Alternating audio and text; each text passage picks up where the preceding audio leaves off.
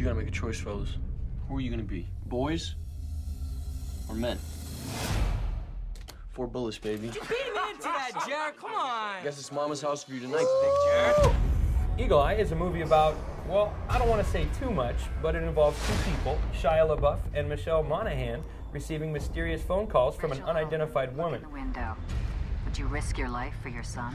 Each are sent on a series of missions which put them in the sights of several government agencies who are on their tail. Here's the thing, Jerry. You're in a load of trouble, son. Now, Jacob, I was really pumped for this movie after watching the trailer, but, you know, after leaving the theater and seeing the actual movie, I wasn't impressed at all. I have to agree with you, AJ. It's a ridiculous movie.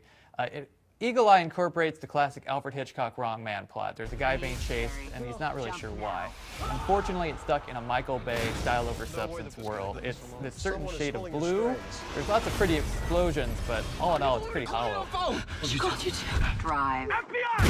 And I really enjoyed Shia LaBeouf in this movie. I've been a fan of his ever since I watched him on Even Stevens on the Disney Channel, so I love watching any movie that has him in it, but the plot just has too many unrealistic twists to it and unrealistic events that it just took me completely out of the movie. Yeah, I think your enjoyment of the movie is dependent on your suspension of disbelief, and mine wore a little thin with this movie. I'm not as big of a fan of LaBeouf as you are of LaBeouf, but I did like him in this movie. I think the cast in general is pretty solid, but the movie lets him down. And I wish I could rate this worth the price of admission. Like you said, as much as I love Shia LaBeouf, I want to, but I can't rate it worth the ticket price. I think if you want a dumb, fun time at the movies, it may be worth the price of admission, but not for me. It is not worth the price of admission.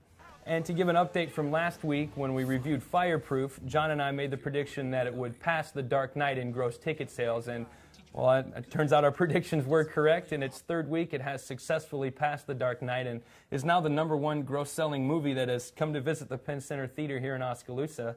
And I gotta say, I'm pretty shocked by that. Well, I'd hold your horses, AJ, because next week at the Penn Center Theater is Beverly Hills Chihuahua. And I think Kirk Cameron and Batman better watch out. That Chihuahua loves money. Chihuahua. Back to you, Rebecca.